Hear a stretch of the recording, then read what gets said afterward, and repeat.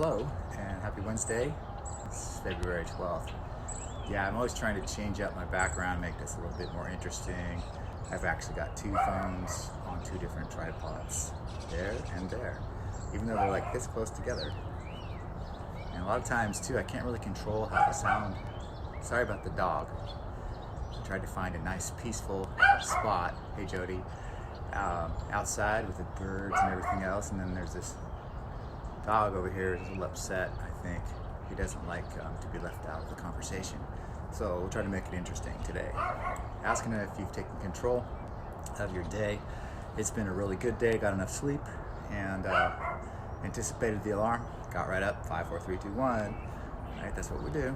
And make sure and write all the things I'm grateful for. And sometimes it's just the subtleties, I'm grateful to be grateful. Sometimes I'm just like happy that it was a little easier this morning for whatever reason. We go through cycles. If we didn't have contrast, we wouldn't really be able to distinguish and determine what's good or bad, right or wrong, right? So you listen to a lot of books on Audible, and the compound effect is what I'm on right now. And yeah, the dog is happy too. Yes, he is. That's right. That's a good one. Thank you.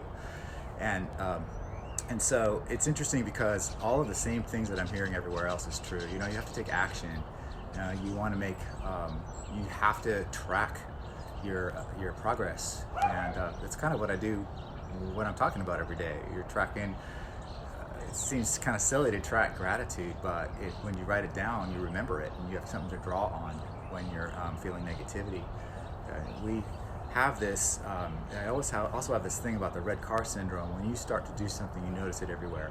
So I'm noticing in all of the motivational, inspirational books and coaches and people and conversations that I participate in, there's a common thread throughout, and it's positivity and having a good attitude.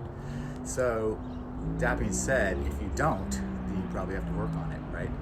So if you want to be successful, you've got to put effort into it. You've got to make a decision. You got to have dreams. You have to have goals.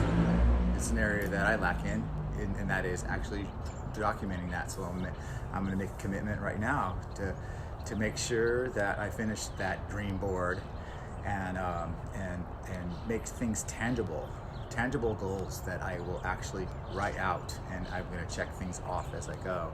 I have been stuck in the mud, it feels like, trying to get I have a tax audit that's happening from tax year 2018 because something raised a flag with the IRS, and it happened to be a flag that was pretty legitimate, and because I had a pretty bad loss in 2016 that I was amortizing, and so I have to explain it. And it happened to be a time when I moved and all my records are all over the place, so I've got to recreate records, and it's really stressful. I've been putting it off, but I'm getting it done. I have to get it done so I can move on, right? And a good friend of mine who might be listening, and maybe later, but if not right now, actually told me just one bite at a time. Just make sure and commit every day, putting a certain amount of time in it. That's why I talk about after you've written down all the things that you're grateful for when you get up, you make sure and you list out all the things you have to get done and make the hardest ones first. And they call it eat that frog. So you get that done. And one of the things too, this isn't a difficult thing, but it's a really important thing for me to come on here live and be accountable to myself, and also to possibly inspire other people to do the same thing. Because you were thinking it. If you're in the Mel Robbins 5-second rule group, and also in her best decade ever, and then last year we had a mindset reset. I'm always participating in these things, and I go for a while, and then I tend to fade off. And I want to commit to not doing that and staying consistent and persistent.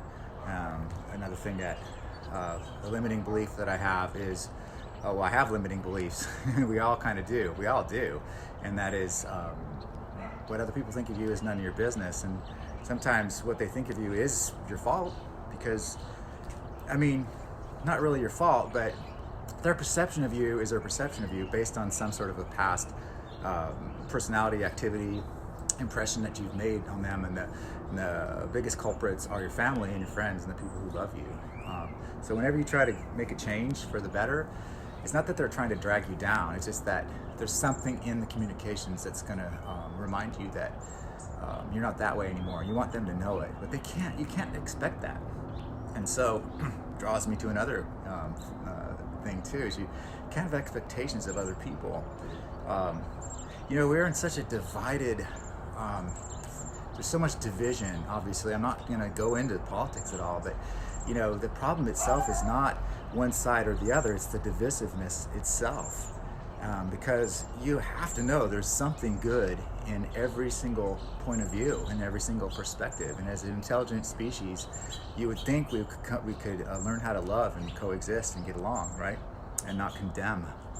So that being said, you just have to take it upon yourself to be that way yourself. And you cannot expect anybody else to join in that bandwagon that you're on. I want to be my best. I want to be happy, and I want to spend time with my family. And I want to mean what I say. So if you look at my calendar, I heard this in the Compound Effect, as a matter of fact, today. It's not about what you think and what you dream. It's about what you do that matters. It's not at all what your intentions are. It is inside, but it's what you do that actually matters. So you can have all these dreams and goals and wonderful aspirations and love and all this stuff, but if you're spewing something else in your actions, or nothing at all, then that's exactly what's going to happen, is nothing at all. So normally I'm trying to make this a little bit more interesting, but I come on here every day to be accountable. I've been coming on here since August 28th, and I believe there might have been 2 different days that I missed, and I'm tracking it and tracking my progress, and this is going to be an amazing year if I can get out of this mud. So I want to encourage anybody else to do that too. So live your life on purpose, get up, be grateful, list out things you're going to do and take action and get them done. At the end of the day, sign them off and do something extra special for somebody else. If somebody else that you can think of is in need of some extra love and attention, please give it to them. But most importantly, make sure and be good to yourself, and have a great Wednesday. All right, take care.